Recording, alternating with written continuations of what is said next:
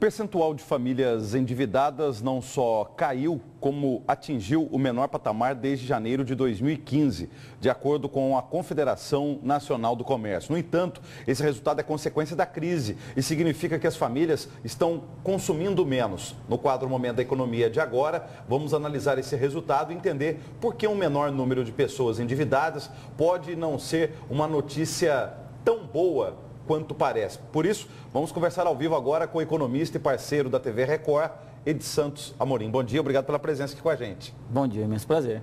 É notícia boa ou ruim essa história aí de que tem menos gente endividada? Tony, não deixa de ser uma notícia boa em um resultado positivo onde as famílias estão mais conscientes. Educação financeira. Educação financeira. Essa crise, infelizmente, ela forçou as pessoas a terem mais cautela em relação a tomadas de nova concessão de crédito, de assumir novos compromissos devido ao risco, à instabilidade toda do país, fez com que as pessoas mudassem um pouco mais o seu conceito e os seus hábitos, né? E aí você vem por um problema generalizado, que é a questão da inflação, que aí as famílias perderam o poder de compra. E aí você tem juros altos no mercado, onde viabiliza as pessoas a buscarem dinheiro para poder consumir, para poder investir ou algo nessa natureza. E você tem o maior vilão de tudo isso, que é o desemprego, né, que bate recorde aí na casa de 12 milhões. Quer dizer, 12 milhões de pessoas sem postos de trabalho, com toda essa crise, vai consumir de que forma?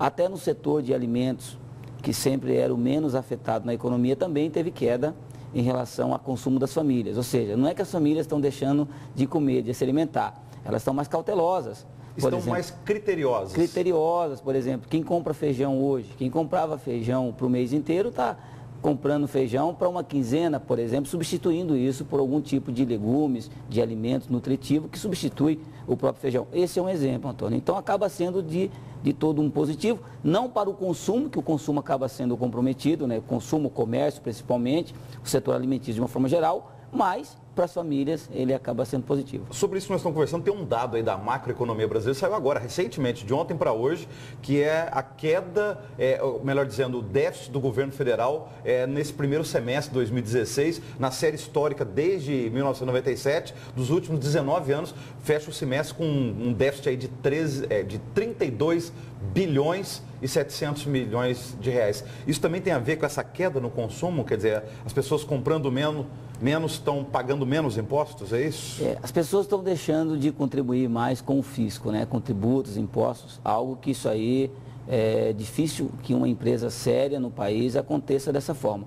O problema maior é que o governo, Antônio, você vê, o reflexo da economia no país. Empresas em pedidos de falência, em pedido concordata, recuperação judicial, as empresas fechando postos de trabalho, as empresas mudando os seus segmentos, reduzindo a sua atividade econômica, ou seja, o reflexo da economia fez com que eles contribuíssem mais com impostos e tributos. Ou seja, e no pior cenário, vamos imaginar lá a empresa numa situação de crise, tem que pagar folha de pagamento, tem que pagar impostos. Nesse momento, acabam optando em pagar o salário do trabalhador, mas aí não paga o imposto. Ou seja, o imposto federal, estadual, municipal, que tinha uma periodicidade de pagamento em dia, já passam a pagar em atraso, ou seja, vira um mês, de um mês para o outro, recebe no mês retroativo. Ou seja, não tem mais adimplência nos consumidores, nos bons pagadores de impostos, por exemplo. Mas é o reflexo da crise,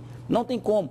E vai buscar dinheiro como no mercado? Não tem como buscar dinheiro, porque até para a pessoa jurídica, o crédito realmente está muito alto devido à taxa básica de juros Selic. Então é o reflexo do país, o governo acaba arrecadando menos, não tem para onde investir, fazer investimento como? Qual que é a solução? Cortar mais gastos. Essa é a fórmula que qualquer gestor público, municipal, federal, tem que atuar com um braço forte a administração e a gestão. Nós temos aí, nos próximos meses, 2 eventos nacionais aí, um deles até mundial. Tem a Olimpíada no Rio, que de certa forma vai movimentar o Brasil, e tem a campanha eleitoral, que mesmo falando de forma, quer dizer, a contabilidade legal acaba movimentando a economia do país. Podemos fechar um 2016 melhor? Melhor.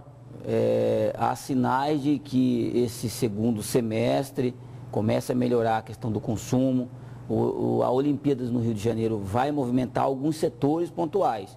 Não vamos imaginar que seria igual uma Copa que frustrou a grande maioria da nação brasileira, na classe empresarial principalmente. Setor de hotelaria, fast food, alimentação, bares, restaurantes similares, esse aí acaba tendo, né, todo ano, principalmente nesse período de eventos, acaba sendo forte. Mas o turismo, como aconteceu na maioria dos estados, não aconteceu. De repente, Rio de Janeiro, por ser Rio de Janeiro, acaba também o turismo sobressaindo nesse período. Mas assim, nada, devido a 2 anos de forte crise, nada que venha substituir ou acelerar o crescimento nesse período. Não, uma discreta melhora, assim como foi revisado as projeções do crescimento da economia através do PIB, dá uma trégua um pouco mais para a inflação também, para que as pessoas comecem a consumir mais, sobrar um pouco mais da sua renda para poder consumir, isso vai melhorar. Agora, também nada de tão expressivo, né, Antônio? Devido a todos esses, e até a confiança dos brasileiros também está bem pequena em relação aos anos anteriores. Muito obrigado, bom fim de semana, até a semana que vem. Eu que agradeço, um forte abraço.